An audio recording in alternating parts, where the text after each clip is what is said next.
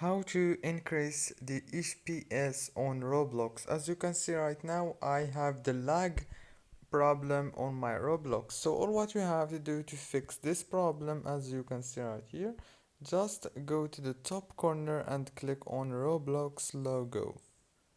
And after you click on it, go to the settings and then scroll down and you will find the graphics quality. Make sure to make it as lower as possible and then close the window, and congratulations. Now it's more faster and easy to play with.